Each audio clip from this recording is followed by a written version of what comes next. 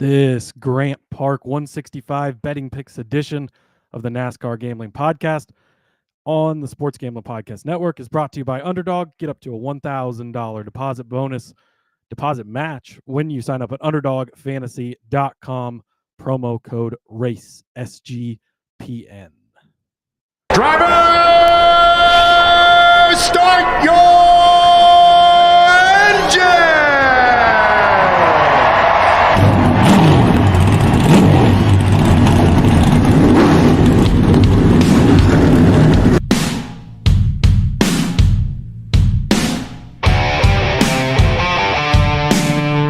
Strap in and pull those belts up tight as the Sports Gambling Podcast Network presents the NASCAR Gambling Podcast. I'm just gonna put my foot on the floor and I'm not lifting till I see God or a checkered flag. My man. With all the news and the best bets for your NASCAR weekend. We want to thank you tonight for these mighty machines that you brought before us. Thank you for the Dodges and the Toyotas. Thank you for the Fords. Lord, I want to thank you for my smoking hot wife tonight, Lisa. In Jesus' name, boogity, boogity, boogity. Now, here are your hosts, Rod Villagomez and Cody Zeeb.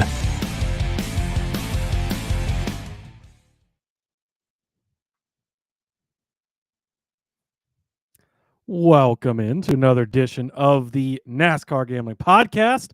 I am Cody Zeeb. As you could tell, if you're, well, I guess probably from the messed up ad reads to start the show. And if you're tuning in over on the YouTube, I'm flying solo today. Rod, my buddy, my great buddy, he is on Army duty this week.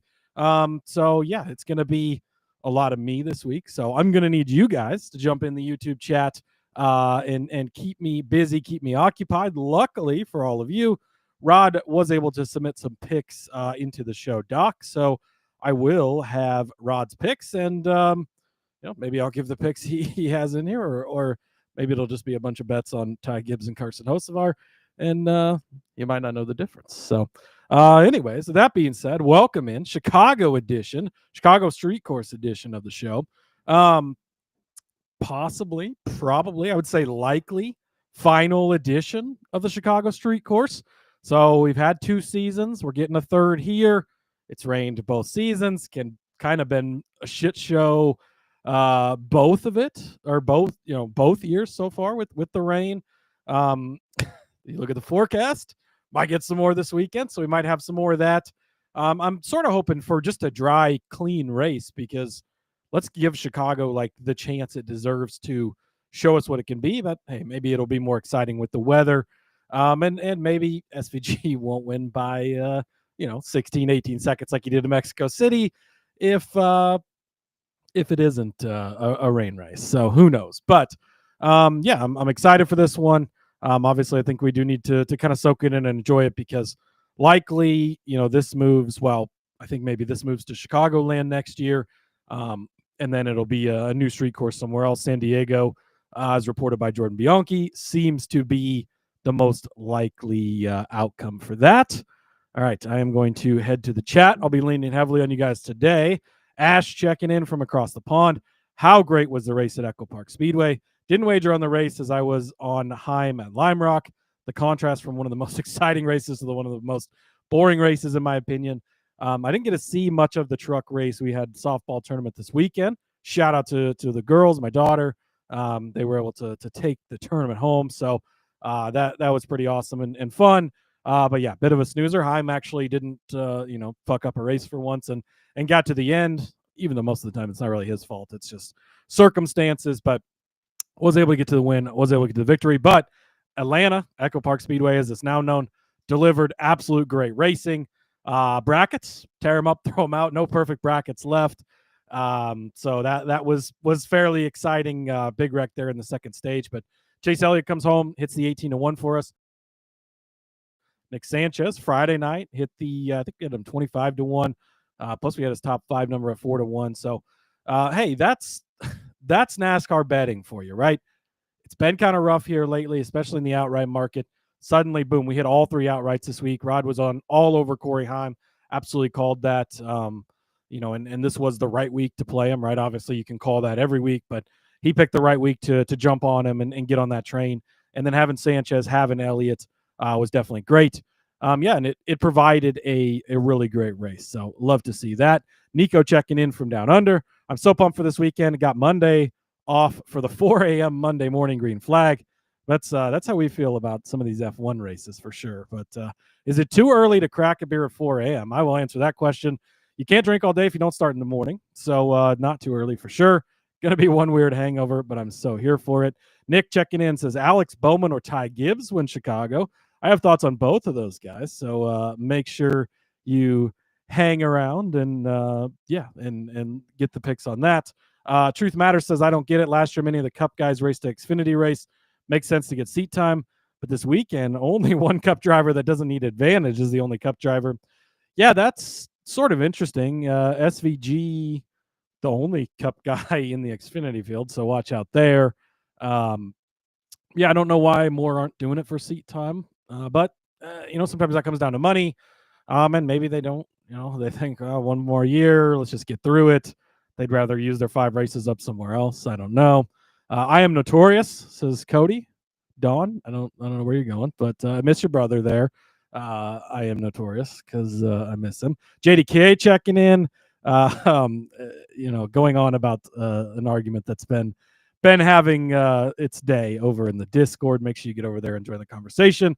Nico says even SVG wants a dry race. Believe it or not, he hates the rain. That's what I was saying. Like, if it's dry, he might win by 16 seconds, which would be unfortunate. And I am notorious says, don't worry, we have your back. Appreciate it. JB just has a laughing emoji. That's probably at my ad reads, so I'm going to guess. That's probably a pretty good thing to laugh at. And I'm going to struggle to try and get through this next ad read here because did you know you can listen to every podcast episode on this network for free just by subscribing to the SGPN feed. Get it wherever you get your podcasts. The SGPN feed is great because there's tons and tons of shows on this network. Of course, you got the main sports gambling podcast. You got the UFL game on podcast, old fashioned football, NBA, WNBA, MLB, NASCAR, of course, tons and tons of shows. Honestly, you just go over to the SGPN podcast feed. You don't really need any other podcasts feeds. You just hit play on that. It's going to keep you busy all day, all night long. So make sure you subscribe to the SGPN network feed. Definitely helps all of us out. All right. Let's move along into some news that came out today. Trackhouse going to be a topic this weekend, of course.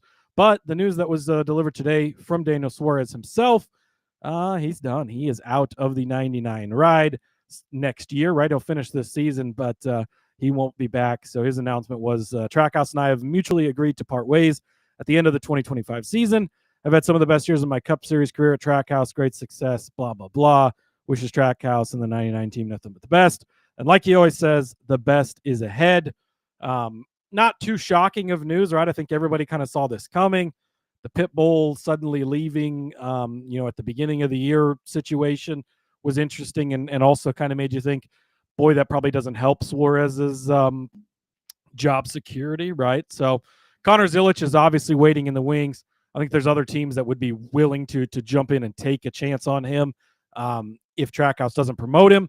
He's under contract with Trackhouse, so likely he will go into that. Does it stay the 99? Do they change the number 87 or something else? Who knows? But I think that, probably very soon, maybe even tomorrow, sometimes, they'll let the driver announce he's leaving and then the next day announce the new driver. But I would fully, if I had to set odds, it's like minus 100,000 that Connor Zilic is the next driver of that car.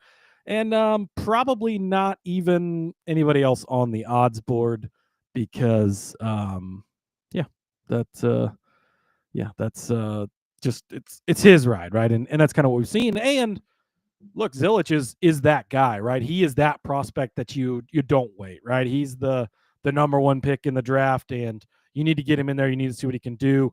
Is it too early? Maybe. Is it going to take him some time? Maybe. But a guy that talented, a guy that good, when you've got the opportunity to put him in there with what he's done in the Xfinity Series this year, absolutely amazing. Winning on Pocono here now, getting a quote unquote normal oval win.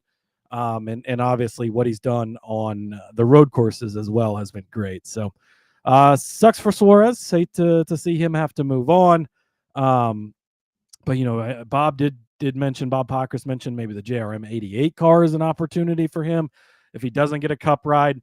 I don't know that there's a lot of cup seats open out there, and we'll talk a lot more about that in the offseason with Rod and I. But I don't really know. He does bring money and sponsorship, right? He's got a lot of great partners. I know, partners like Coca-Cola with him always. They do bring a ton. So, that could help him land another Cup Series ride. We will see. Ash wanted to mention that Marcus and Ross were ahead of him in the chat at the top. For some reason, I don't know. This doesn't always show the very first comments. I think it's until we're logged into the room. So I will go back. Marcus says first hi. Wants to know who everybody's pick is to win the street course. Surprising. He actually didn't just pick Christopher Bell. So I guess that's a first, right? He says he's Christopher Bell or Kyle Larson wins the street course. Kush checking in saying SVG.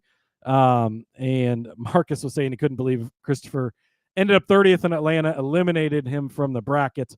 Then Ross Sieg checked in saying, I want Ross Chastain to win, but I think Chase Elliott will go back to back. So yeah, shout out to those guys, everybody in the chat. Let's see. Catching up with the chat. Speaking of the chat, JB saying, JDK, the bookies say that he is that good. JDK agrees with you. Trust me. He agrees with the books as well. He's playing the character. Suarez, his daddy will keep him racing somewhere. I don't know that he has a lot of family money. I mean, certainly there's some there. And I think his wife probably might have more money than he does, but he'll land on his feet somewhere. He's a good race car driver, right? Former Xfinity Series champion, won some cup races here lately too. So TK saying, I think Zilich is just that good, and SVG, a stressed cup, is too different. So he is relearning a lot of tracks. So they probably want Zilich to get used to the cup early. That's actually, a great point, because they often say that the truck series is more similar to the cup series, and the Xfinity doesn't translate as much. So, spending more time in Xfinity, is that really helping him? I mean, helping him become a better driver, yes, but would it be better for him at a young age to jump into the car? You think of a guy like Joey Logano, right? 18 years old, jumps in the 20 car to replace Tony Stewart. Now, that ride didn't work out, but long term, it's obviously worked out very well, right? Tons and tons of wins, 3 championships now over at Penske. So, that certainly, there is a case for that, for what is potentially a generational talent like Zilich. Just get him in there and get it going. Ash says, love to see him stay in Xfinity next season before moving to Cup, but I get the hype. He's sold. He's his favorite driver along with Walpole. He's been extremely exciting and a really fun guy to watch. So Ash wants to know odds on the driver doesn't make the cut for the race, and says Catherine Legg will make it. We'll talk about that here in a minute. Daniel's not buying the SVG hype. Granted, he said that about Mexico. That's how it goes. So, and Hunter checking in. Ty might show. Oh, there's going to be some Ty talk. I got, Rod's out of town on the Army stuff this week, so I got to design the graphic. If you haven't seen that over on the YouTube, got to put Tyrone Gibbs on there, of course. And had to throw the Chris Buescher on there in the Cinnamon Toast Crunch hat because, why would I not do that? So, all right, I think news-wise, pretty caught up there. I did want to go through. So I want to go through the matchups for, we have 8 matchups this week with the brackets that's left. They are all available on the sportsbooks once again. I don't know if there's a ton of great bets in there, but I want to talk about each one quickly and kind of just go over it and give you my thoughts on them. So we will do that. But first, I would like to tell you about a couple of things. And one of those is our friends over at the Circa Million, Circa Survivor. You think you know ball? Then you have to enter the Circa. You have to enter the Circa football contest with $21 million in guaranteed prizes. There is no rake, so if entries go above the guarantee, all the extra money will go in the prize pool. The Circa Million, you pick 5 teams. You pick 5 teams against the spread each week to go for the ultimate sweat or go for the ultimate sweat in the Circa Survivor.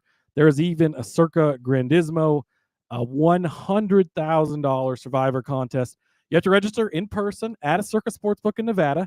Great excuse to book a trip to Vegas, right? Tell the wife, hey, got to do this in person, so time to take a trip out to Las Vegas.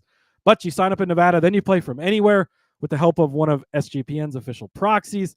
Go to footballcontest.com and use the promo code SGP to get $50 off of your proxy fees.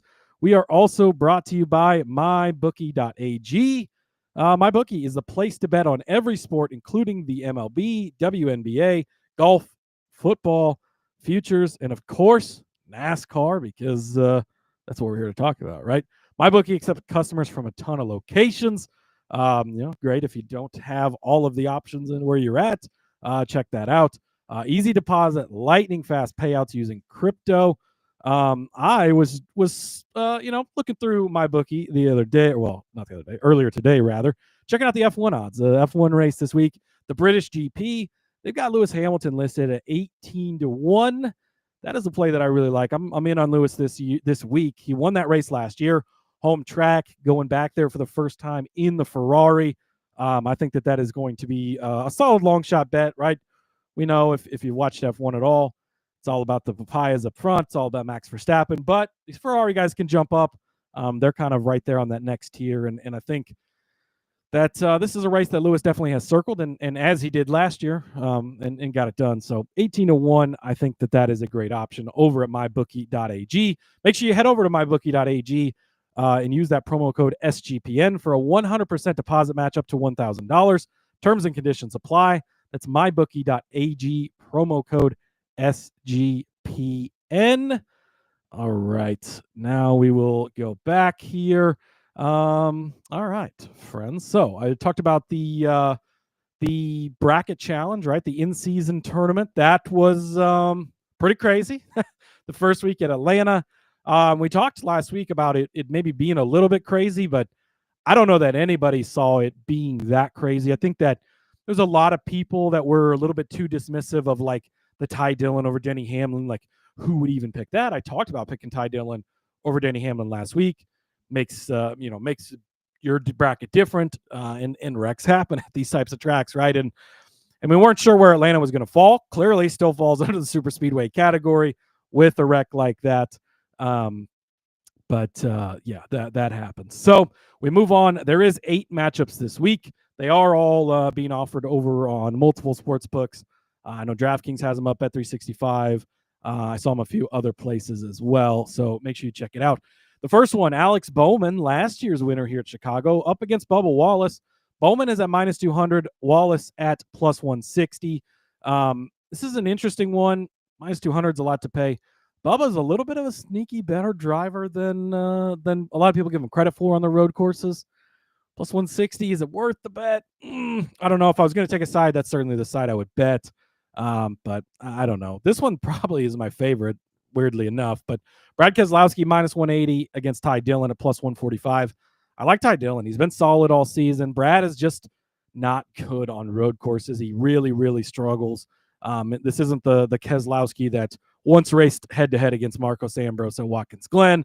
Give me Ty Dillon at +145. And again, if I was going to pick one to bet, that's probably the one that I would bet. So that's my official play for you there. Chase Elliott's -250 against John Nemechek at 2-1. Nemechek coming off a great run really everywhere lately, and had a good run in Mexico. I think he ended up finishing 6th in that race. So you can make a case, but I really like Elliott this week, and especially coming off the momentum of winning last week in Atlanta. Chris Buescher's -200 to Zane Smith. Zane Smith is +160. Again, really like Buescher this week. Going to talk about him a lot. I just don't know if the case is there for Zane.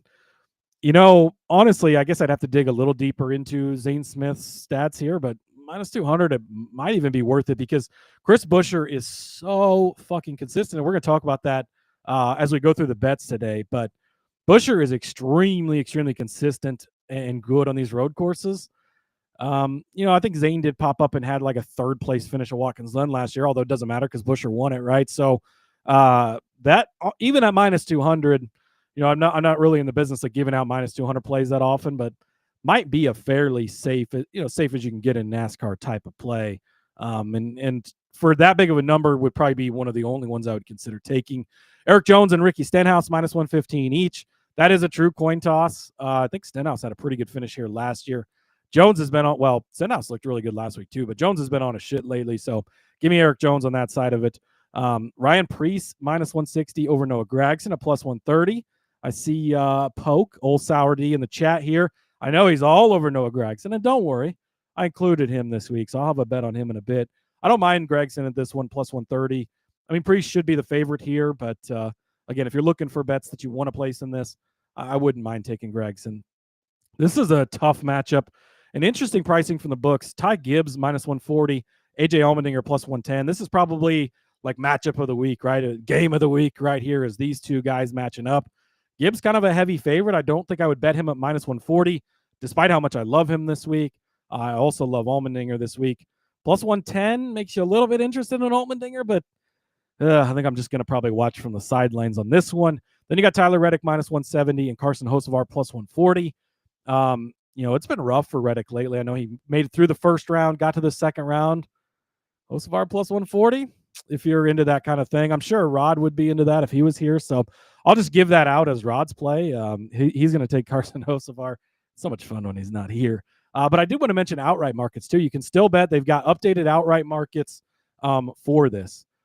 Tyler Reddick and Chase Elliott co-favorites at plus 320. Bowman at plus 650 or plus 550. Gibbs at 6-1. Busher 6-1. Hocevar 14. Kind of goes on from there. So now, I wasn't a fan of taking one of the favorites last week. And we talked about that, right? I think Busher was the first one I gave out 16 or 17-1. And the reason for that is because of what chaos was Atlanta going to give us? Max chaos, right? It did. Now we've kind of weeded out a lot of really good drivers in this bracket. Chase Elliott at plus 320, coming off the momentum of a win, having a track like Dover coming up. He's good at road courses, so should be good these next couple of weeks. Getting there, plus 320. I am absolutely betting Chase Elliott at this point in time. Tyler Reddick is good at these tracks as well, but he's been so inconsistent this season that I don't think that you can super justify betting the plus 320. So give me some Chase Elliott to win the in-season tournament as an outright now starting here in the second round, right? Now that the field is so much more narrowed down, he's made it through that first round. Plus 320, I think, is a great, great number on Mr. Elliott. All right, we will wrap up the bracket talk there. Going to catch up on the chat here. Let's see, where do we leave off? Tally Boy 73 checking in. First time I've seen you in the chat, so hello and welcome. How are we feeling about Busher? Wow, buddy. I have got a lot of thoughts on Busher, so stay tuned because I'm going to talk a ton about Chris Busher today. JB is in the Discord. You got to get over there and check out the Discord, right? And JDK says Busher outright for the tourney 6-1. He's up against Zane this week, so he likes that play. If he didn't already get in on it last week at the bigger number. Daniel says loving my Elliott in-season tourney play. Next 2 weeks look great for him. Yeah, that seemed like a chalky pick. A lot of people were picking it. I went a different route. I went with Byron. Obviously, he got knocked out. But the Elliott one looking real, real good now. Let's see. Ash, hit me up in the DMs after the show. I'll try to help you figure out the Discord thing if we can get you in there. Truth Matters saying, hey, I want to go 77. Should be top 10 this week. But this is a place that hosts of our hate group, I think, led by RSJ. Yeah. If you want to bet on Hocevar this week, this is the track. We talked to Pocono a couple weeks ago, and even Atlanta last week, like, not going to pay him back there. It's too dangerous.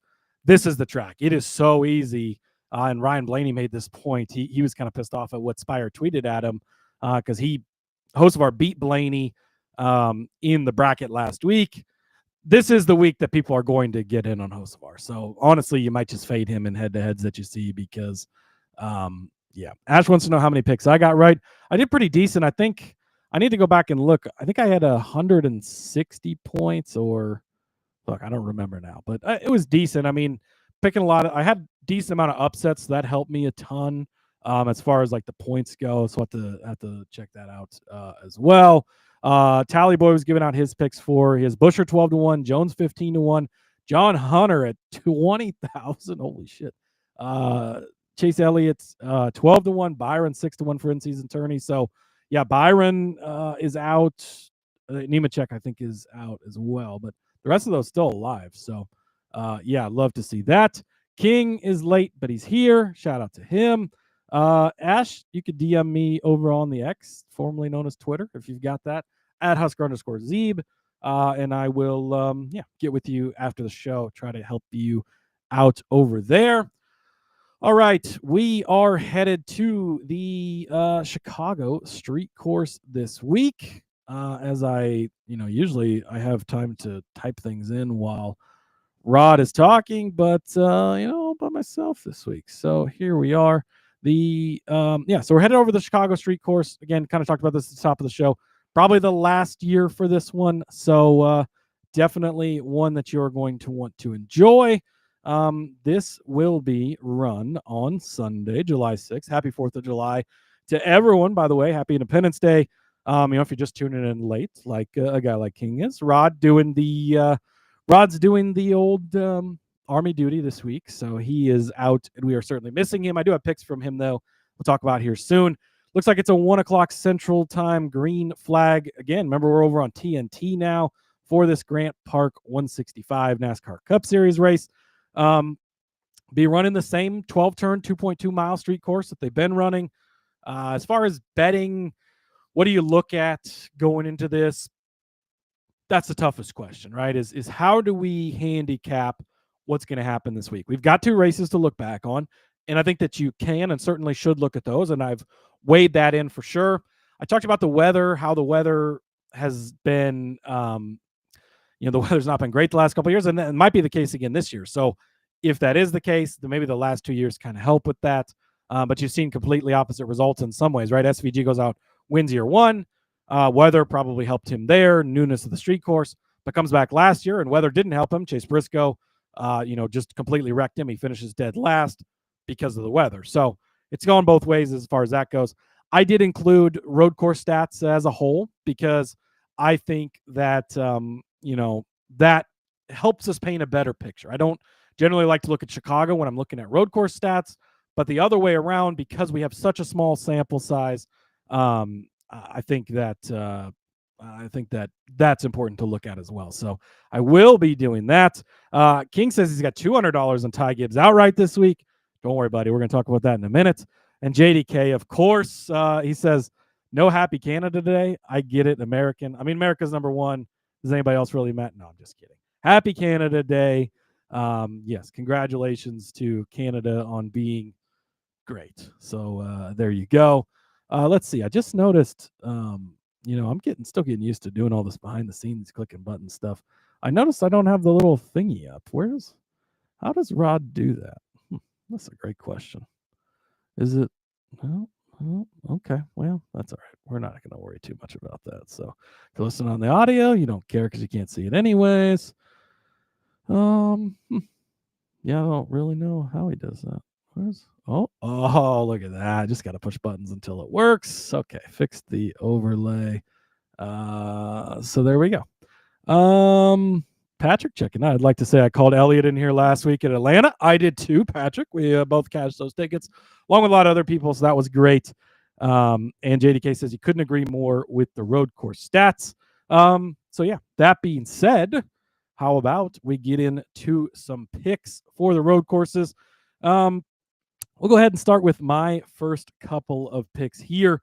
I am going to take William Byron over Alex Bowman, minus 120. This one is over on ESPN is where I found it. Alex Bowman did win this race last year. Of course. Oh, you know what? Hold on, back up. Sorry. First time. Not really my first time hosting, but it feels like my first time every time. I did want to talk about the entry list because we have a very notable thing this week. NASCAR has not had a did not qualify in the Cup Series since 2018, the Texas 2 race, outside of Daytona 500, right? We have people that don't qualify for that every year. But this is kind of a big deal because we do have 41 entries for the NASCAR Cup Series race this week. and only 40 spots. So one driver will go home. The chartered cars are locked in. That still includes 2311 and front row for now. So the open cars are Will Brown and the number 13 for Colleague Racing. He is a supercars driver. We saw him start at Sonoma last year. I believe he was in an RCR car at that point in time, but he will be in Colleague in the 13 this year. Austin Hill is going to be making an appearance in the number 33 for Richard Childress Racing. Josh Balicki is back in the 66. Corey Heim, it's Heim time. Trucks are off for like 6 months now. Not really. I think it's like a month. So Corey Heim getting another start in the Cup Series in the number 67. And Catherine Legg will be back in the number 78. So one of those drivers will go home. Keep that in mind as you place bets. Keep that in mind as you do DFS. Make sure you know all your rules, all that stuff if you're betting these people beforehand. And then obviously check the starting lineup if you're betting on any of them after, because one will miss the race. If I had to guess, probably is Catherine Legg, just because, again, that car is so slow. We saw it in Mexico. Great, decent finish for her for what she's in. We talked about it on the DFS show. It worked out well. But the qualifying being multiple seconds behind everybody else is definitely going to be interesting for her. So, it's pretty cool, though, to see 41 cars entered into the race. So I do like that. All right, back to the picks now that I was about to get into. William Byron over Alex Bowman, minus 120 over on ESPN. That's the first one I'm going to take. Bowman did win this race last year, as I mentioned before. But, man, it feels weird to have Bowman and Byron matched up together. If you look back through what they've done here at Chicago, right, a first for Bowman last year, only led 8 laps, kind of, worked out at the end there. Reddick wasn't able, made that mistake at the end, wasn't able to run him down. But 37th here in year one, so kind of been two opposite ends. Byron, though, and what I'm kind of banking on is consistency. Byron is one of the most consistent drivers in the field.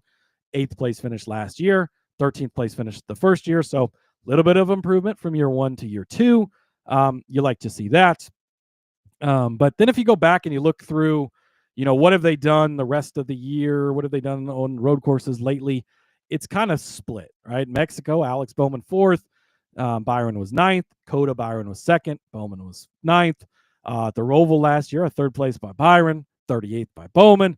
But then Watkins Glen was kind of the opposite. Sonoma was the opposite as well. But then you go back to Coda last year. Byron wins that. Bowman's in 4th. So they've, over the road course / street course we've had last 2 years, 4 and 4, right? Split it right down the middle. But if you go a little bit farther, 6 of the last 10 have gone to William Byron, rather. 7 of the last 12 have gone to William Byron. So I am going to take the Byron side. I trust him more.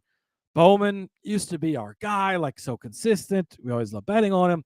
Been less consistent lately, although, figured some stuff out. Decent finish at Atlanta last week. Ran good at Mexico. Have they kind of figured it back out, hopefully? And we'll probably start jumping back on him again here soon. But I do like William Byron in this matchup. And then I also like Chris Buescher over Will Brown. This one's minus 150 on Bet365. I do not mind paying the juice on this one. You don't pay the juice if you lose, so I'm not going to have to pay it anyways. But Will Brown has one career start in the Cup Series. Last year at Sonoma, finished in 31st place. So not impressive, right? Now, we've seen SVG obviously come in. It translated really well to the street course thing. I don't think Will Brown is going to finish in 31st. I think that he is going to finish better, and I think he could be, a little bit of a – I wish he was a long shot for a top 10. I guess he's not. Odds-wise, he is not a long shot, but he could be kind of a dark horse, I guess, if you want to call it, top 10 finisher. But I'm expecting him to probably be closer to top 20. Christopher Buescher, on the other hand, is the man when it comes to consistency at road courses. 20th place here last year, so take that into account, right? But 10th place here in 23. He was 10th at Mexico, 7th at Coda. Going back to last year, 17th at the Roval, so a rough day, but won Watkins Glen, outdueled SVG in that race to win it. 3rd at Sonoma, 8th at Coda, 7th at the Roval, 7th at Watkins Glen in 2022, or 2023 rather. 11th at Indy, 4th at Sonoma, 8th at Coda in 23. He has been top 10 in 16 of 19 next-gen road course / street course races in the next-gen era. Absolutely insane how fucking good Chris Buescher is at road courses, how good he is, in all this type of stuff. And Brown, hopefully he makes the race so we can bet against him here. I think it's going to be an okay day for Brown. I'm not saying it's not. Also, third Kaulig car, the 13 car. We know how unlucky 13 is in racing. We saw AJ kind of struggle. Was it last year that he was in the 13 or 2 years ago when he was driving the 13 kind of part-time? It just didn't go great. And JB pointing out that it broke down, caught on fire at Sonoma. So there is that. I don't remember how he was running before that. But the equipment he's in this week could certainly break down, could certainly catch on fire as well. So yeah, I'm going to take the William Byron over Alex Bowman matchup, -120, and then Chris Buescher over Will Brown, -150. Again, bit juiced up, but you only pay the juice if you lose. And I don't plan on losing. So Rod has got some bets, and I'm going to get to his first one here in a minute after I tell you about Underdog. Underdog Best Ball Mania is happening all summer long. They're giving away $15 million in prizes, including $2 million to first place. No waiver wire, no arguments about trades. Best Ball is the best way to play fantasy football. Underdog is also a great place to play Pick'em. I was, looking through their Pick'em list here earlier today. I've been going through every NFL team, kind of doing some preview stuff for sportsgamblingpodcast.com. So make sure you go over and check that out. But I've been looking at projections, right? Seeing where they've got people projected so far. And a little bit of a homer disclaimer, right? Patriots fan. But Drake May is set at 424.5 rushing yards. They've got season-long stuff over there on Underdog. This is a projection I absolutely love the better than. He ran really well last year in only 12 games really that he played. And I think that having Josh McDaniels back as the offensive coordinator now, Mike Vrabel as the head coach, they've really upgraded the offensive line, brought in some other players. It's going to be a great season for him. So give me the higher then on Drake May, 424.5 rushing yards. Make sure you go over, sign up with the promo code RACESGPN at UnderdogFantasy.com to claim your special pick plus first-time deposit offer up to $1,000 in bonus credits. That's UnderdogFantasy.com, promo code RACESGPN. I'd also like to tell you about our friends over at Rithmm. You've heard us talk about Rithmm before, and they just dropped a game-changing feature called Power Trends. These are where AI-detected patterns in Rithmm's model has consistently won and has high ROI. Think a strikeout prop that wins 59% of the time when the line and win probability hit a certain range. Power Trends are updated daily and exclusive to Rithmm. No touts, no noise, just clean data-backed bets. Download the Rithmm app today. Check out Power Trends and start betting smarter. You know we will be. I was looking today.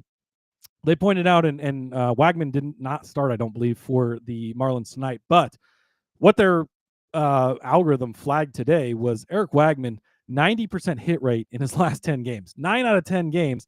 And the over on his hits was 0.5 tonight at -140. So, yeah, they've flagged that as one of their power trends. This power trend thing from Rithmm is a game changer. So make sure you get your free 7-day trial today by going to sportsgamblingpodcast.com/rhythm. All right, we will go back. I got to make sure I add. Oh boy, here we go. How do I do that again? We're going to figure it out here one of these days, friends. Oh yeah, it's right there. All right. By the end of the week, I'll be a pro at this. But I will be very glad to have Rod back next week. So speaking of Rod, let's jump over to his best. Well, let's see. Hold on. Let me catch up on the chat here real quick. Yeah, Sour D agreeing that being in the Kaulig car is scary, especially that third Kaulig car, right? That's the most scary part. Ty Dillon's been fine. I'm going to talk about AJ here in a few, and so is Rod. But that third Kaulig car is definitely a little bit scary. TK saying they've been stronger this year, as I just said, but hopefully the third car isn't terrible. We'll see. Again, I don't think it's going to be terrible. I just think that Buescher is going to be a little better. And Sour D also saying going to be on Drake May 2 touchdowns a lot as far as rushing. So you love that. All right, Rod, his first play is AJ Allmendinger over Ross Chastain. minus 130 over on Bet365. I like this one as well. If you go back and you look at the results from last year, Ross Chastain, 22nd place finish for him. AJ Allmendinger had a rough day. Guess what? In the number 13 car for Colleague. Case in point, right? Finished in 38th place. Got caught up in one of those early wrecks in the weather there. Did not have a good run. Then you go back to the first year here in 2023. Chastain, again, 22nd place. Again, not a good day from him there. AJ Allmendinger in the 16 car did finish in 17th. So they've split the head-to-heads here. But I think the point that Rod once made here mostly is Chastain's not been great here. And AJ Allmendinger, as I'm going to talk about more in a bit, is just an elite race car driver, right? He's got experience on street courses back from his IndyCar days. Really the only other guy besides SVG and now Will Brown, of course, that have street course experience outside of the series. And for Chastain, it's just been not as good this year. So I completely agree with Rod on this one. I will take AJ over Ross as well, minus 130. My next set of bets here, I'm going to go to a couple of top fives that I really like this week. Top 10 market, which we'll talk about here in a minute, is a bit interesting this week. There's only 6 guys at minus money for top 10, so I was excited. But then as you look down through the field, there's a couple of guys I absolutely love. But then in the long shots, it's like, oh boy, it's not super great as we get farther down. So that was definitely interesting. Excuse me while I take a quick drink. I am going to go over to the top 5 market because there's a couple guys that I really like for top 5s this week. So I'm going to start off with Chase Elliott, plus 220 for a top 5. 21st place finished last year. So, shit happens, right? But 3rd place here in 2023. And look what he's done for me lately, right? He's coming off of the win at Atlanta, has a great run there. Hasn't finished worse than, hasn't finished worse than 20th this year. 2 finishes worse than 15th. Like, again, the most consistent driver in the field year in, year out is Chase Elliott. 3rd place finish at Mexico just a couple of weeks ago. So a great run there, easily inside of the top 5. 4th place at Coda earlier this year. So we're already 2 for 2 on the 2 road courses we've come to this year, being in the top 5. If you extend that farther back to the Roval last year, a 5th place finish there. So 3 for 3 in the last 3 here, and also 1 for 2 in the here at Chicago in particular, finishing inside the top 5. If you go back and look at some of the other 24 races, 4th place finish at Sonoma, a 2nd place finish at the Indy Road Course in 2023 as well.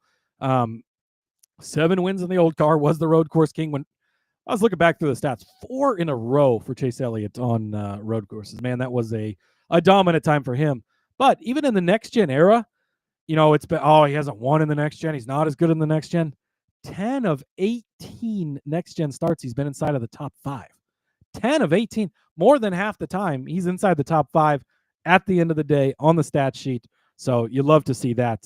So plus 220 for Chase Elliott. I'm all in on the driver, the number 9. And I still will argue that there's probably not a much streakier driver than Chase Elliott.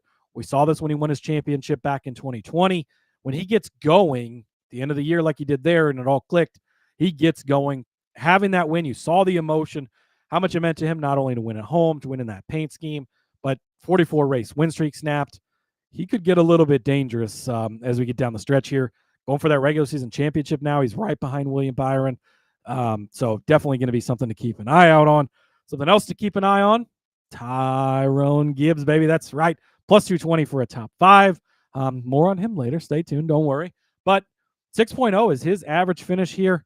He's 2nd in average finish at Chicago to only the one and only Joey Hand, who finished 4th here last year, actually. Great finish by Joey Hand. But 6.0 average finish for Ty Gibbs. 9th place in year 1. Followed it up with a 3rd place finish last year. Did you watch the race at Mexico? He ran with SVG. The only guy who had a shot. Would he have beaten SVG in the end? Probably not, right? I think SVG probably would have got him at the end there. But he was the only driver with a good enough car and enough talent to compete with SVG. And hey, we saw Buescher do it last year, outduel him. So Gibbs certainly could have. We noticed on the box last week, the Chris Gabehart, formerly Denny Hamlin's crew chief, now the competition director, has stepped onto the pit box. I'm surprised we haven't seen this more, especially with the guys like, Hendrick, I guess, doesn't really ever need it, but like a Chad Knaus, right? But all three of the other cars already have a win, and we need to get Ty a win now. And the window's closing, and if he doesn't win, he's probably not going to the playoffs. So you put the competition director, who's a great crew chief, on the box with his crew chief to help coach, to help call strategy. That is a great, great, great call. I love that for Ty Gibbs. And again, all he has to do here, finish inside of the top 5 to cash this bet for you. Been some rough results in the road course history if you go back and look, but 3rd place at Coda last year, 4th at the Roval in 23, a 5th at Watkins Glen in 23. So certainly is capable of doing it. He's actually been top 5 in 4 of the last 9 road courses. So love me some Tyrone Gibbs this week.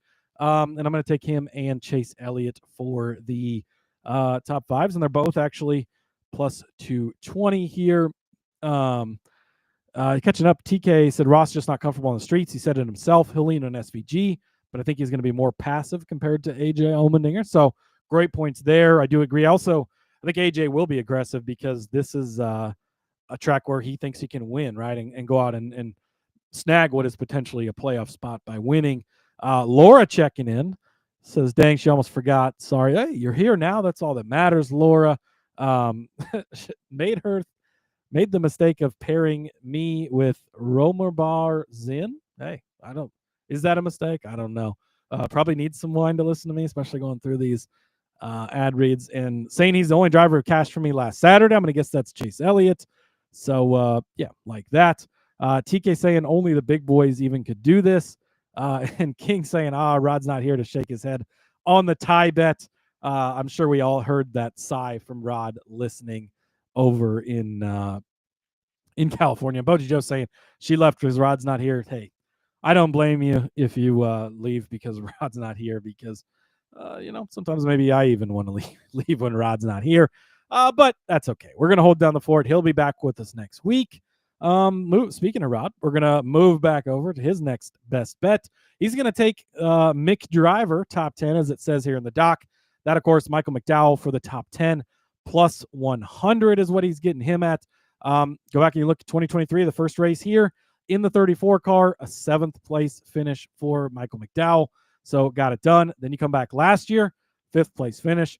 Did start in the top 6 in both of those races, by the way, 6th the first year, 3rd last year, and top finishes from him in both years.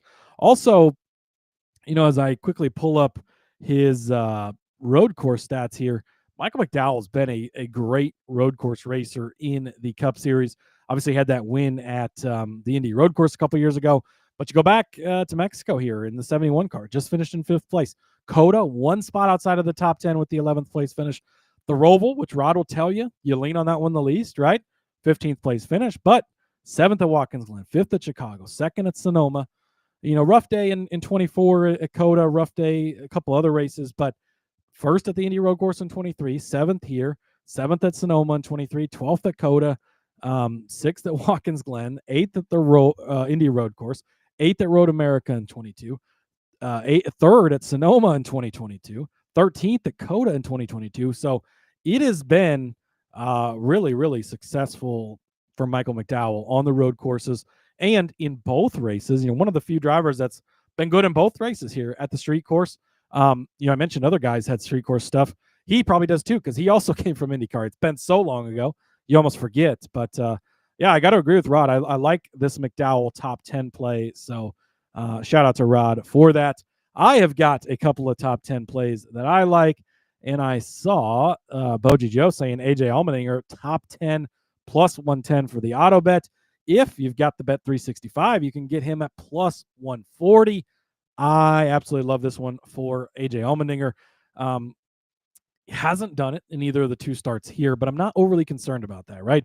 38th place last year. Just talked about that a minute ago. That was in that 13 car, the extra car for Colleague. It did not perform well really in any of the races it was in. Not too worried about that. 17th here in 2023, first year, right? Crazy ass weather. Again, not overly worried. Coming off a 13th place at Mexico, so just outside of the top 10. 6th at the Roval last year, 6th at Sonoma, 6th at Coda. Won the Roval in 23, 4th at Watkins Glen in 23, 6th at Sonoma. He has been top 10 in 10 of the last 17 on road courses. You throw out some of those 13 car starts, and I do like that by Mr. AJ Allmendinger. So give me his top 10 plus 140. And Justin Haley, a guy that I'm going to throw out here for a top 10 finish as well. 4-1 for Justin Haley. You look back, and in 2023, he was really good here. Actually, he led 23 laps in 2023, and SVG had to run him down at the end of the race. It looked like Justin Haley might be getting the win at the Chicago Street Course. SVG runs him down. I don't remember what it was. I think SVG maybe slow pit stop something, but he got behind a little bit, right? And then great run to come back through and get there, get it done. And then Haley came back last year in the Rick Ware 51 car that he had gone over to and finished in 16th, which in a Rick Ware car, that's quite a feat, right? Even on a road course where things are a little more equal, we've seen that team continue to get better. 16th place, though, is great. If you go back and you look, 19 road course starts, in the next gen era, top 16 in 6 of them. So had some flashes. This is more about he's been good here at this track in particular. That's what I'm leaning into on Haley. This is the one where I'm not overly concerned about the rest of the road course stuff. Maybe the streets of Chicago just speak to him. And I think that, being in position to maybe win late in 23 and then 16th in Rick Ware, again, that's a hell of an accomplishment last year. So I like that. He's coming off a 16th place run at Coda earlier this year. And he did have even a 5th place finish at the Roval in 2022. And if you want to go back to 2021, Indianapolis road course, he finished 8th in the 77 Spire car that is not anywhere close to what the 77 Spire car is today. More similar to the 78 car that Catherine Legg drives these days. So yeah, I think that Justin Haley, again, long shot top 10s, boy, they're tough this week. There's not super great long odds and not a lot of guys that you love enough to win a bet on. But Haley's a guy that popped off the board. Probably, I think Justin Haley's a little bit on probation right now. We're going to put him on probation. I've tried him a couple times here lately, and it hasn't worked. If he doesn't cash this one or get close to cashing it to make me feel good about it, we might have to blackball Justin Haley's name for a little while because it's been a little bit rough. But I've got faith in him, and this is just what I've seen in the 2 street course races is what I'm leaning into the most for Haley here at 4-1. All right, we will catch up on the chat quick. TK, I knew that these our resident SVG experts have always got me covered. NASCAR changed the amount of laps. Haley pit early, so restart in the front. SVG pit after the change, went from 18th to 1st. That's right. I completely forgot that's how that went. Truth Matters calling out Todd Gilliland. Great praise for top 10. Not terrible at road course racing. Sneaky plays. So you're looking for a little bit of a longer shot. I do like that. Boji Joe tossing out a top 10 parlay. I did see over in the Discord, somebody, who was it over in the Discord? It was, our guy Shandy was saying, throwing out that Caesar's letting you parlay top 10s this week. So Boji Joe saying top 10, Elliott, Bush, or AJ, 8-1.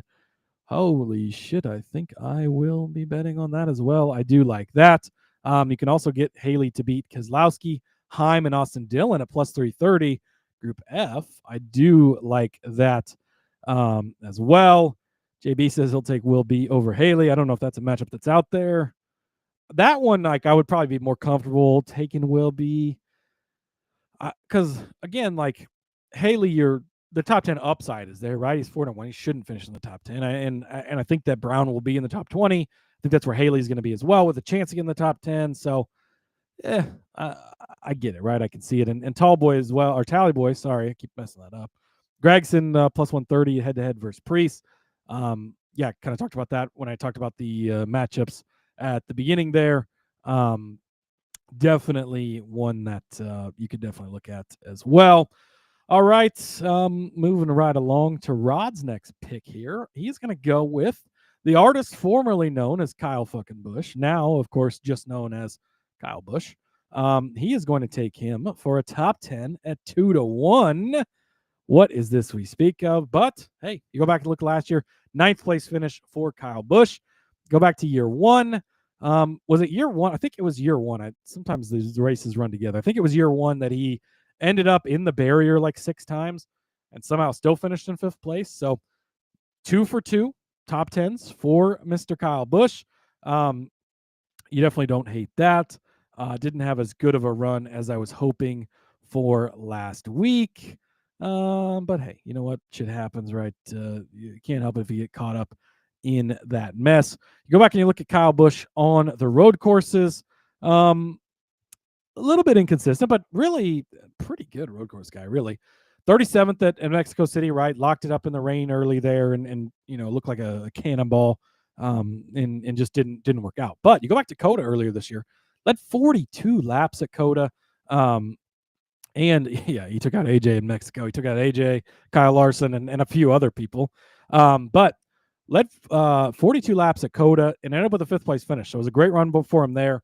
13th at the Roval, 9th here last year, of course, 12th at Sonoma last year, 9th at Coda last year, 3rd at the Roval in 23, 14th at Watkins Glen in 23, 5th here, 2nd at Sonoma, 2nd at Coda, 3rd at the Roval in 22, 11th at the Indy Road Course in 22. So Kyle Busch, he's had some pretty good runs, even in the 8 car, even more recently over in the road courses. And hey, he's 2 for 2 doing it here at 2-1 again in what is a tough, tricky top 10 market. I'll agree with Rod here that KB, not too bad of a play at this number. So I am going to jump over to the manufacturer's market. JDK getting in the KB sucks comment. I'm sure that's not at all pointed towards our friend Rowdy Nation. Actually, it probably is, but that's okay. I'm going to call this next one over in the manufacturer market the Sour D special. He's been over in the Discord. He's been banging the drum for Noah Gragson. I thought, what's all the hype with Noah Gragson? I got to look into this. So I did just that. And where do you take him, right? Outright, we're not going to fuck with that. Top 10 is like 4-1. Sure, you make case for it. Okay. But top Ford market, this is a market we like to get into. Look, I'm not going to lie to you. Chris Buescher in a second, we're going to be covered there. He's the favorite in that group. Austin Cindric certainly concerns you. Outside of that in the Fords, Ryan Blaney can hit or miss. Joe Logano can hit or miss, but it's pretty wide open after that. That's what you like, right? Buescher maybe has an issue. Cindric has an issue, and suddenly Ford is wide the fuck open, so you like that. Noah Gragson, 14th place here last year in the 10 car for Stewart-Haas, a pretty good run. 25th place here in 23, Legacy Motor Club at the time, struggling. Still, they had already, I think, announced they were going to switch to Toyota, whatever, right before he ends up leaving the team, all that. Not too worried about that. Go back and look at Coda earlier this year, 8th place finish. So a strong, solid run there. Could he finish 8th and Buescher is 9th and he's the top finish in Ford? Absolutely. That would be a fine day. He could certainly get it done at 22-1. I think it's worth it.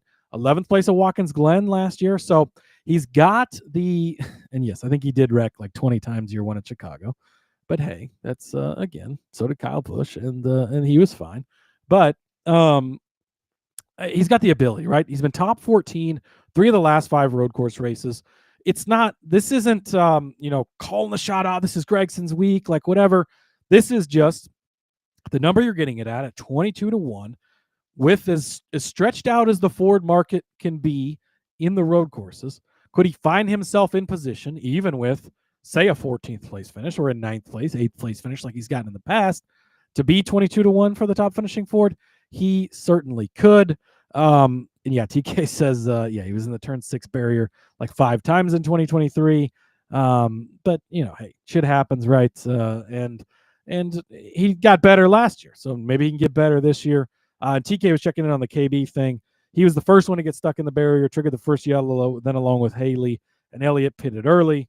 Hey, but strategy, and see, that's the thing is we've had strategy, we've had weather, we've had chaos, like we've had all these things in these 2 Chicago races. That's why, in a general sense, I didn't just want to look at Chicago. Now, for certain bets, right, you can make the case for Haley because of that, and we might get all of that again. We might get chaos, we might get strategy, we might get weather, we might get whatever the hell else is going to happen, right? So you want to be prepared for both things, for sure. But yeah, anyway, so Gragson top Ford 22-1, and then we're gonna like sprinkle in a little bit of a mini Gibbs car lift as the show continues to go on.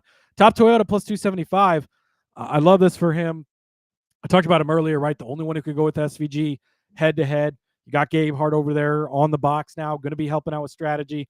This is one of those races, this week, next week, they've really got these 2 circled. These are really good chances for Ty Gibbs to win a race. I think he's going to be good.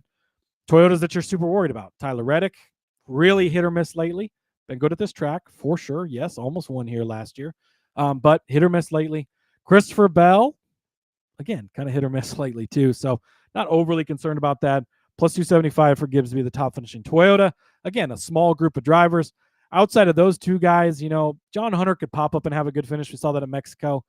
It's not always super consistent. Same with Jones. Denny's not great on road courses. Bubba's okay, but not great. Herbst, whatever. So I do like Tyrone Gibbs in this market as well. I'm going to take another sip before I finish out the show. Shout out to the chat, by the way, helping carry me through this. Already at an hour, and I'm not even done with the bets yet. So there is that. I was when you're doing it by yourself, sort of concerned that you're going to have enough to talk about, but talking a lot never been much of an issue for me. So we're going to go over to Rod's next bet. He's got either Kyle Larson or Tyler Reddick to finish in the top 3 plus 160. I think that the way to look at this, and again, Rod just put these bets in here, so I'm just supposed to, make the case for him essentially. But the way to look at this, you're getting 2 elite race car drivers, 2 elite road course guys, and one of them has to finish inside the top 3. They both have their fair share of inconsistencies, right? We've seen Reddick have his struggles. We know Larson has his struggles. But if you can just get one of them to perform well at plus 160, finish in the top 3, SVG can win this race by 36 seconds. Doesn't matter, right? Just finish inside the top 3. Definitely something there that they're capable of doing. Kyle Larson finished top 4 year 1 with the 4th place finish. And then Reddick second last year, should have probably run Alex Bowman down there at the end. So good results.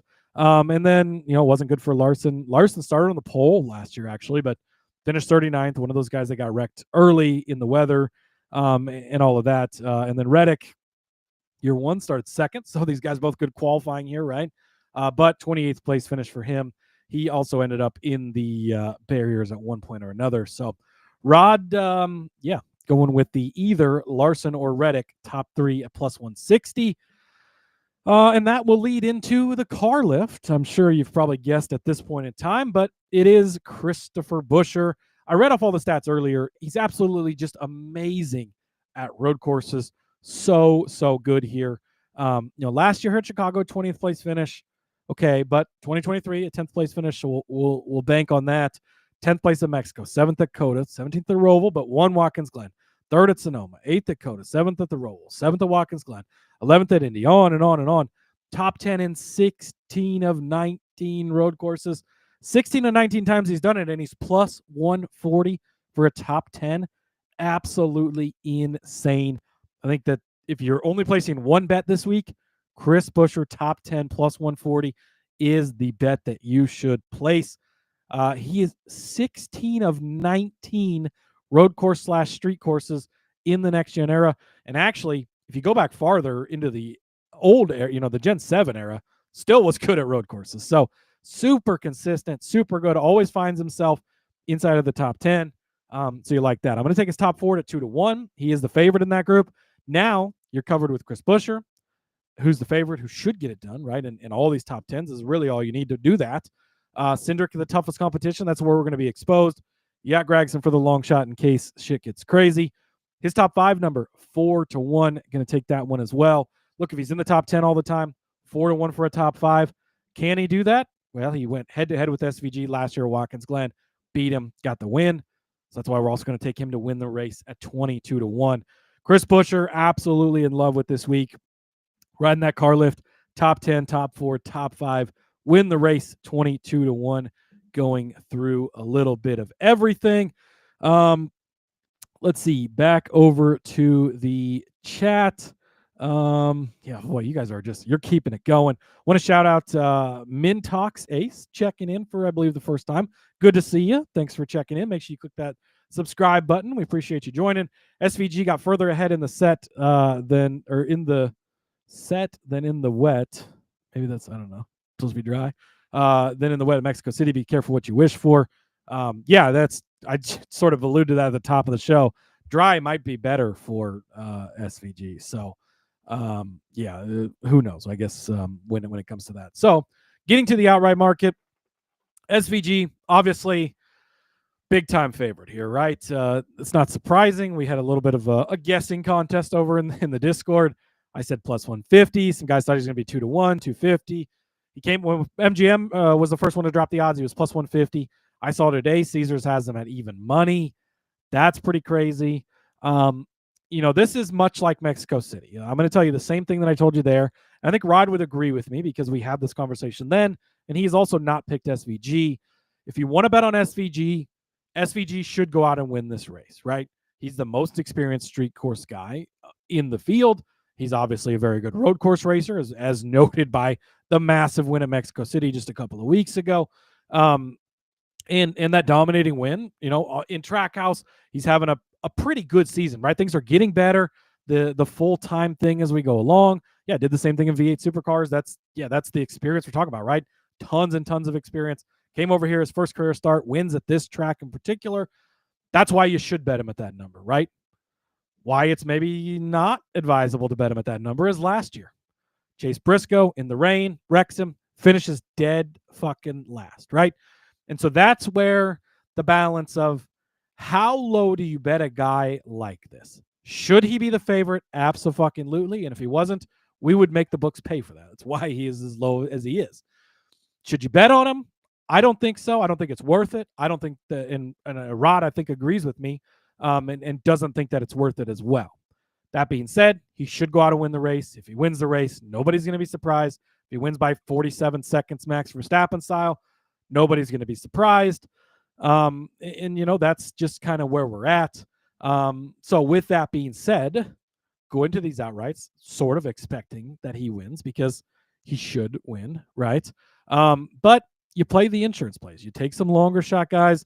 My bets start at 12-1. I'm not even going to take really any of the quote unquote favorites when it comes to the outright market because I do think that it is SVG's to lose. And so you have to just keep that in mind as you go into it. If you want to bet it, I'm not going to tell you not to, but I'm also not going to tell you to. So there we have it. Rod is going to take Christopher Bell 7-1. Maybe I brushed him off a little more than I should have when it came to the Toyota bet a little bit ago. Just finished second place at Mexico City, right? Had a great run there, and he won COTA earlier this year. So a first and second place finish in the two road courses we've had so far this season. Second at the Roval last fall as well. Some inconsistent races in there. 14th at the Glen, 37th last year at the Chicago Street Course. Of course, got caught up, but he did lead 14 laps before he was caught up in a wreck there. 9th at Sonoma, 2nd at COTA. He won the Roval. Oh, the fucking cardboard race. Don't remind me. Back in 2022. And then he won the road course at Daytona back in 21. So he does have 3 career road course wins. One this season as well. So there is that. But 7-1 for Christopher Bell. That is Rod's one and only shot at this one. That's who he's going to take. I am going to, like our friend King in the chat, put my money down on Tyrone Gibbs. 12-1 for Ty Gibbs to win this. If you go over to the FanDuel, I love Ty Gibbs. Big fan. He just showed to us a couple of weeks ago. We're 3 weeks removed from Mexico City. He was the man to beat in that race. He was going head to head with SVG rather, and SVG even said on the radio he doesn't know if he has he doesn't know if he has enough for Ty Gibbs. The pit strategy thing fucking killed him, and thank God now Chris Gabehart's on the box. Hopefully that will be better now, right? Hopefully that won't be so much of an issue. Gabehart can make the better calls, keep him in position. He can have something for SVG. And, again, if it's SVG versus Ty Gibbs head-to-head battling out at the end of this, it's probably going to be Shane, right? Probably going to be SVG. But let's say Ty's teammate, Chase Briscoe, comes in clutch and wrecks him early. That's if SVG gets shuffled out, right? 18th place, he got put back to 2 years ago when he came back and won. Maybe he's not able to fight back from something like that.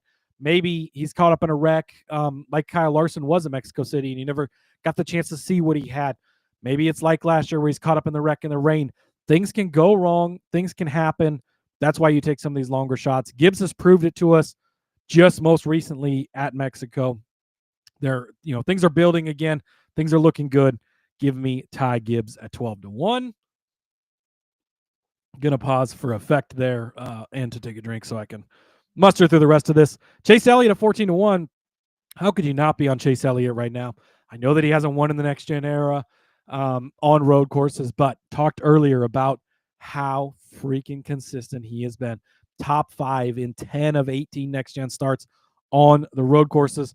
Top 3 finish here 2 seasons ago, in the mix, coming off the win at Atlanta. Now, we've talked about this time and time again, that monkey's off the back, right? We don't have to hear about the 44 race winless streak. We don't have to worry about things. He's quote unquote locked into the playoffs, as TV will tell you. He actually might be because he's so far ahead in points. SVG not locked into the playoffs, despite what they'll tell you on TV. But he's just going out there racing for fun at this point in time, right? So, yeah, I love Chase Elliott at 14-1. And AJ Allmendinger 22-1.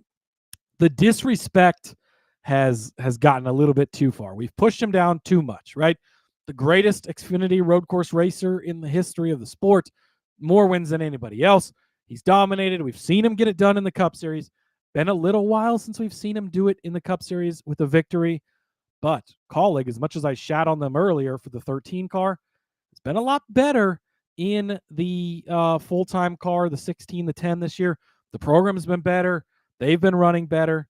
AJ can put himself in position, and is he going to go out and just be the best car all day? He could be, actually, but probably not. But at 22-1, can he put himself in position? And once he gets in position, execute and win? Abso-fucking-lutely, he certainly can. So give me AJ Allmendinger 22-1 to win. All right, let's get caught up on the chat quickly. JDK was saying, I wouldn't bet on SVG, and that's saying a lot. He is SVG stand there. Same talking points as me. Too much risk versus reward. And Sour D was agreeing, I believe, with the Christopher Bell pick, saying that's a good chalk bet, consistent at road courses. And JDK saying, honestly, I hope qualifying gets rained out. It's based on the metric, because then the SVG number would get better. That's actually something, if SVG doesn't start well, whether it's based on qualifying raining out or just something goes wrong in qualifying, if that number gets to more than 3-1, stay tuned in the Discord. But I think even if he starts dead last at 3-1, you might start considering it there because of how fucking good he is, how talented he is. I sort of like that. So Christopher Bell boosted to 8-1 over on Bet365 and 10-1. Thanks, Ash, for that. Over on Bovada if you have it. Let's see. King was backing me up. SVG said in Victory Lane, the 54 is the only one that had anything for him. Feeling it, man. This is the week. We're going to be chugging some monsters. It's going to be absolutely beautiful. Ash looking ahead to the Xfinity Series. I'll be back tomorrow to talk about the SVG's only -115. Oh boy, that might be worth. It might be worth betting in Xfinity. I'm not going to lie to you. But yeah, that's interesting. That's to look forward to this conversation tomorrow. SVG's -115. Zilich is +130. The next favorite on the board is 14-1. It's going to be the SVG and Zilich show. That should be a hell of a race. So yeah, I'll be back tomorrow to talk about the Xfinity Series. So make sure you tune in then, and we'll go over those bets. Mintox Ace saying Gibbs was definitely the best of the rest for sure. SVG still driving within himself for the first 2 stages. And unfortunately, Gibbs repaid SVG by crashing him out of the top 10 in Atlanta. So yeah, again, if they're just head-to-head, it's probably going to go the SVG way, but Gibbs shown he can put himself in position.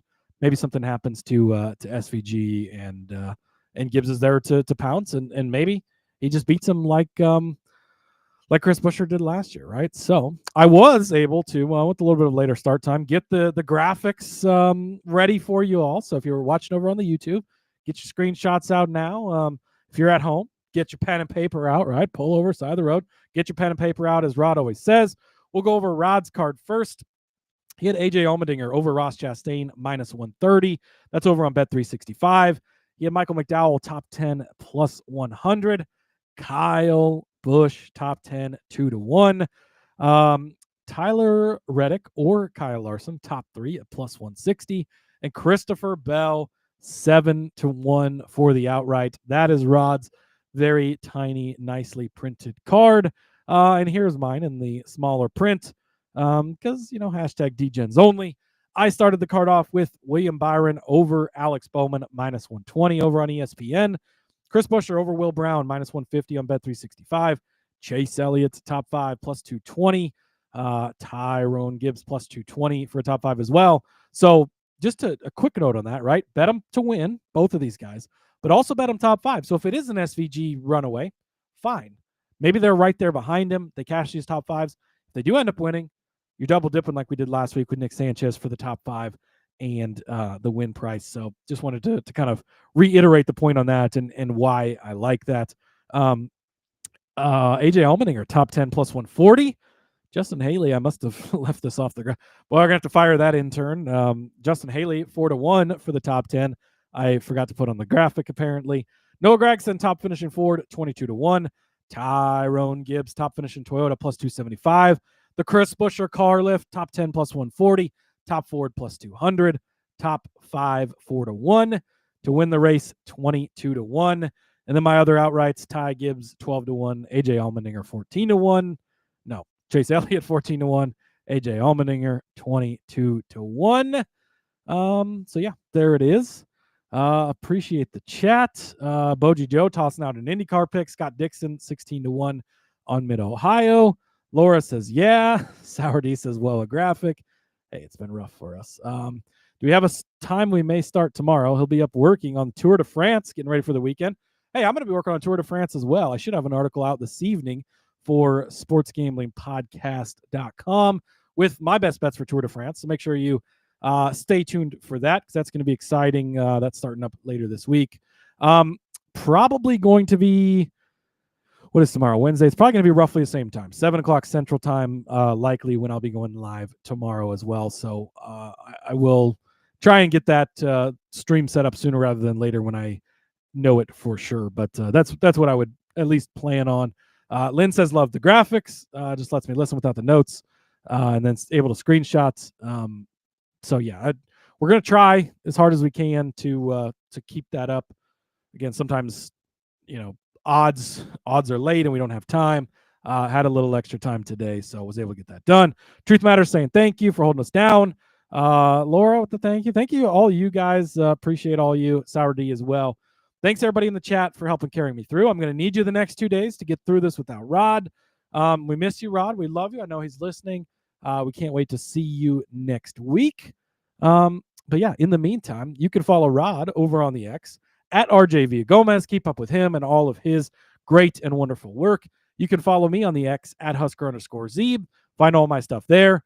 At NASCAR Gambling for the show's X feed. You can follow us on Facebook as well. Make sure you click subscribe over on the YouTube. We appreciate all of you for subscribing over there, getting us over that 1,000 mark. And you click that little bell, it will alert you as well when I'm going live the rest of this week. So, yeah, there is that. Yeah, all right, folks. I'm still not good at ending these shows, but I think that's everything. Thanks you all for tuning in. I appreciate it. I'll see you tomorrow for the Xfinity Series race. And I think, as Rod would say, let's go racing and let it ride.